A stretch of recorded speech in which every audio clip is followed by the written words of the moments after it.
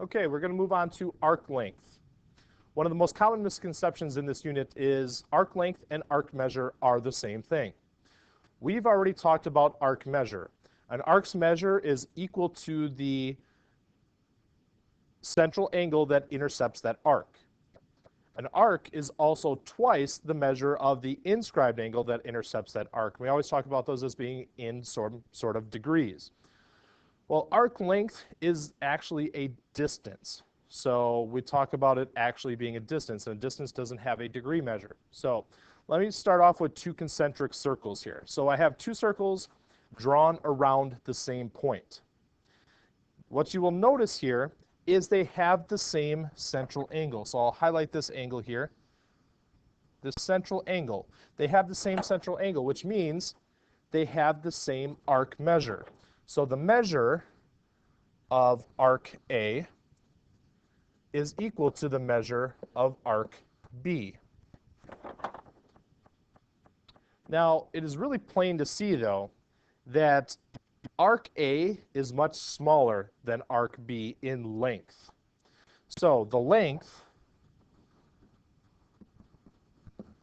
of arc A is less than the length of arc B. So even though two arcs can have the same measure, does not mean that they have to have the same length. So please write that down because that's a very important point to remember. Arcs can have the same measure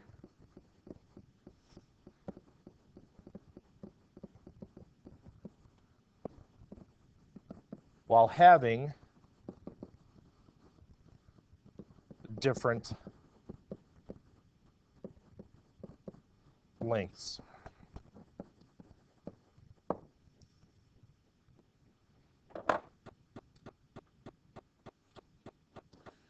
Okay, so let's put that kind of into a description here with the formula. Here's your definition for arc length. Arc length is the portion of the circumference of the circle. Remember, circumference is in two different formulas. One of the formulas that we have for circumference is 2 pi r. So circumference equals 2 pi r, or circumference equals pi times d. So 2 pi times your radius, or pi times your diameter. We talked about circumference as kind of being like the perimeter of the circle, but since we don't have sides, we can't describe it that way. So it's your distance around the circle. Now, what does it mean by portion? A portion is going to be a fraction. What fraction of the circle are we looking for? Okay. The problem says find the length of RS. Now, arc length is given by the letter S. So up here under arc length, let's write the lowercase letter s. That is going to stand for arc length. Now, arc length is a portion or fraction of the circumference of the circle. So I'm going to have arc length s is going to be equal to some fraction of the circumference of the circle. So I need to figure out what that fraction is, and we can go back to what we learned about central angles. If you look at the angle that's drawn into your circle here, and let me highlight that.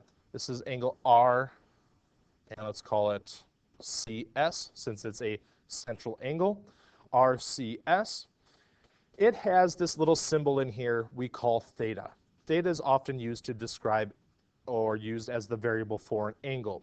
Since this is a central angle, the arc, RS, has the same degree measure.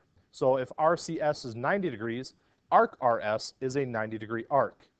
Now, what's helpful here is we can look at the arc's measure. In other words, we'll put theta into here over the entire circle, so 360 degrees. So your arc length is equal to whatever your central angle is that intercepts that arc, or that arc's measure, which are the same thing, times 2 pi r, so times your circumference. Let's take a look at this in an example. Find the length of RS. In here, we're actually given some measurements. So we know the formula is S, in other words, arc length is equal to theta, which is my central angle measure or the measure of the intercepted arc, over 360 degrees times 2 pi r. Okay. Now I can fill in what I know. I'm trying to find the length of RS. Theta. Theta is my central angle or the arc's measure. So the arc measures 90 degrees because your central angle here is 90 degrees as well. So I'm looking for 90 of 360 degrees times 2 times pi times my radius, which is 7. What I would like you to notice is that 90 over 360 reduces to 1/4.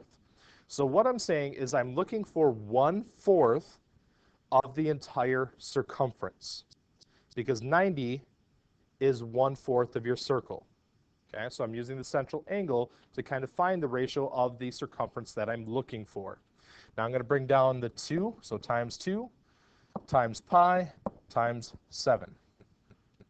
Okay. So S equals, okay, so we're going to keep doing a little bit of manipulation and solving for S. So we have 1 times 2 times 7, which is 14, and then pi is also in the numerator, divided by 4. And if you're going to reduce this, you would get 7 pi over 2. Now this is an exact answer, and we can put centimeters with it. So make a little note that this is an exact answer, because your homework is going to both ask for this exact answer and for a decimal answer.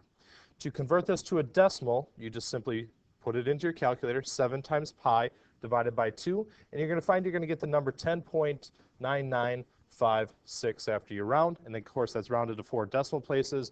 This is approximately 11, and we're going to bring our units with us. This is your rounded answer. So if your book asks for a decimal answer, you're going to convert this to a decimal. If it asks for an exact answer, that means basically leave pi in your equation. Don't convert it to a decimal. And that's it for our lesson today. So please grab the checkpoint and get started on that. When you finish that, please show your teacher so he can check you off and you can get started on the homework.